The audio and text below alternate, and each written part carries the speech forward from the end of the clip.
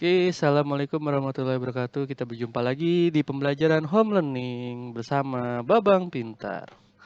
Hari ini kita belajar tentang materi SMA tentang limit. What do you know about limit? Apa sih limit itu di dalam kehidupan sehari-hari? Kayak misalnya kita nabung nih, duit nih. Udah limit banget. Terus kalau misalnya lagi dompet kita tipis nih, limit banget.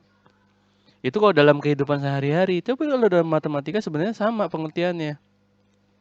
Limit itu adalah sebuah batasan. Batasan kalau di dalam kehidupan mungkin batasan kita untuk hidup mungkin. Atau batasan kita untuk berhemat. Tapi kalau di dalam matematika, limit itu adalah suatu barisan yang bisa mendekati tak hingga atau hingga. Tergantung bagaimana ia dikasih tahunya, ada angkanya atau infinity. Ya. Nah, pada dasarnya, limit itu adalah jembatan kalian belajar matematika untuk kuliah. Di mana limit itu di dalam perkuliahan kalian akan mengenal namanya kalkulus. Kalkulus itu ada beberapa hal nanti kalian sudah temui ketika kuliah. Ada integral, ada diferensial, ada limit. Ya. Sehingga materi ini tuh termasuknya buat kalian itu baru. Karena di SMP belum pernah dapat, hanya di SMA kalian dapat dan kuliah pun mungkin bisa jadi kalian dapat juga di pelajaran kalkulus. Oke, di materi ini limit itu ditandakan dengan lim, di mana ada fungsi X. Lalu kalau ketika kalian bertanya, ketika waktu SMP kalian belajar aljabar, apa sih aljabar itu kok ada X, ada Y, ada variabel? Ternyata materi tersebut akan berkontinu atau berkelanjutan. Jadi jangan kalian lari di SMP, aljabar kagak dipelajarin, ntar di SMA siapa bilang? Pasti dipelajarin juga. Sehingga dalam hal ini ada limit X mendekati C, fungsi X sama dengan L. Sehingga dalam hal itu X cukup dekat dengan konstanta atau fungsinya. Ya. Nah, dalam hal ini limit fungsi itu mempunyai sifat-sifatnya. Sifat-sifatnya itu ada berapa nih? 1, 2, 3, 4, 5, 6, 7, 8, 9. Ya. Pada dasarnya, tentunya kalau di dalam matematika, kalau kita melihat rumus, ya, mungkin untuk beberapa anak, apa sih ini? I'm not understand. Nah, rumus itu seperti makanan. Tiada apa namanya makanan itu kalau nggak ada garam nggak ada asin-asinnya gitu. Kalau nggak ada gula nggak ada manis-manisnya begitu. Nah sama matematika itu kalau rumus nggak ada contohnya rasanya gimana gitu. Ya kita lihat masuk ke contoh. Contoh yang pertama, ketika limit, nah nomor 1 itu ada variabel nggak? Kalau secara sekilas nggak ada variabel ya, berarti dia menjadi konstanta lagi sama 8, 8. Satunya kemana ya kagak kepake, orang kagak ada variabelnya. Yang nomor 2, X. Nah ini ada variabel, ya udah variabelnya itu diganti sama angka 1. Yang ketiga, lah kalau begini bagaimana? Nah tiganya boleh dikeluarin dulu. Nah, angka 1 ini masuk menggantikan X. Sehingga dikali biasa menjadi 6. And then ketika yang 4 ini, ketika X ini boleh dipisah kiri kanan dengan catatan X-nya substitusinya tetap bernilai 1. Ya. Dan hasilnya sekian. Ini pun juga sama, positif negatif. Boleh dipisah. Ya, takut berantem siapa tahu kan. Oke. Nah, perkalian juga sama, boleh dipisah juga. Pak, kalau saya mau digabungin boleh nggak? Ya boleh. Digabungin boleh, dipisah boleh. Yang penting dikerjain, jangan nggak dikerjain. Itu nggak boleh kalau nggak dikerjain. Nah, pembagian juga sama. Ya. Ini juga sama, pangkat 2 ditaruh luar dulu juga boleh, nggak ada masalah. Ya.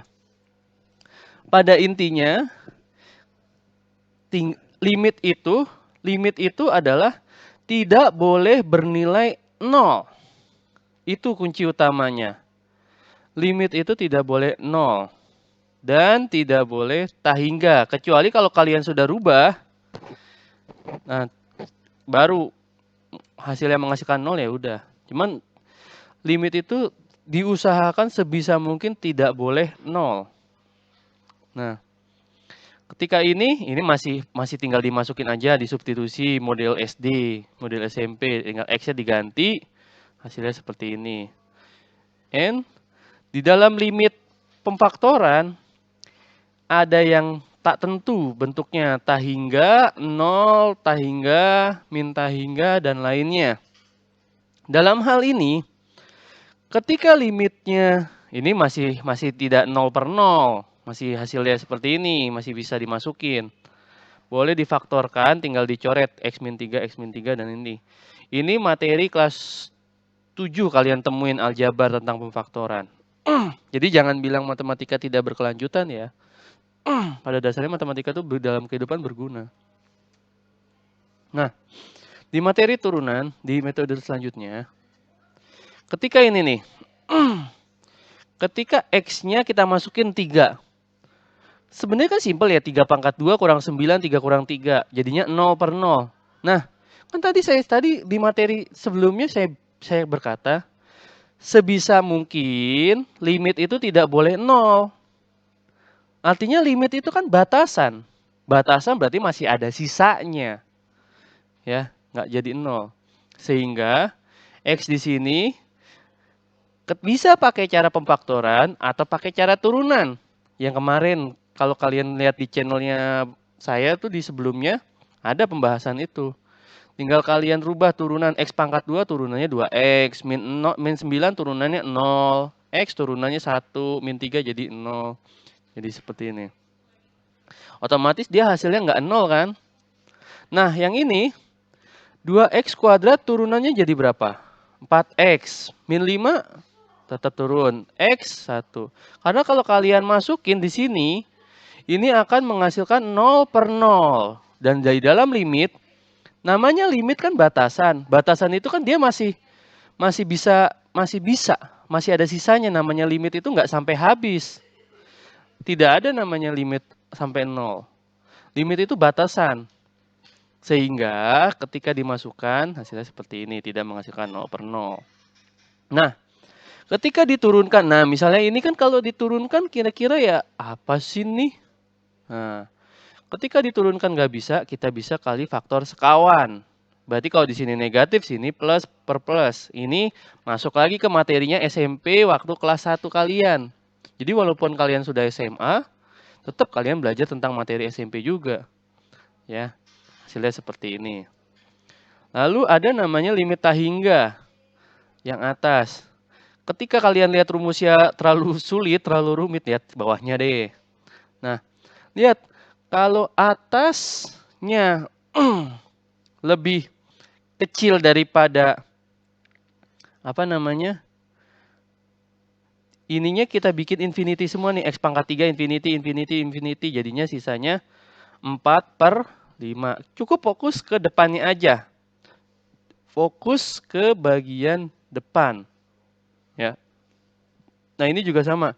Kalau pangkatnya kalian lihat lebih besar daripada bawah, ya udah jelas jawabannya infinity. Tapi kalau atasnya misalnya ditukar X pangkat 2 per X pangkat 3 yang bawah sini, berarti dia hasilnya 0. Kalau limit tak hingga ya bisa menghasilkan 0 atau tak hingga. Tapi kalau limit tentu enggak. Kalau limit tentu itu tidak menghasilkan 0. Tapi kalau limit tak tentu atau tak hingga, itu bisa menghasilkan 0 atau tak hingga. Lanjut bentuk yang kedua. Seperti ini kalau dia diakarin. Nah, seperti ini. Kita lihat ketika pangkatnya yang sebelah X pangkat 2 sama dengan X pangkat 2, berarti tinggal dimasukin. Ya, seperti ini ya. Jadi pembelajarannya cukup sampai di sini. Jika saya ada salah kata mohon dimaafkan. Wabillahi taufik wal hidayah. Wassalamualaikum warahmatullahi wabarakatuh. Tetap selalu menjaga protokol kesehatan ya. Bye bye.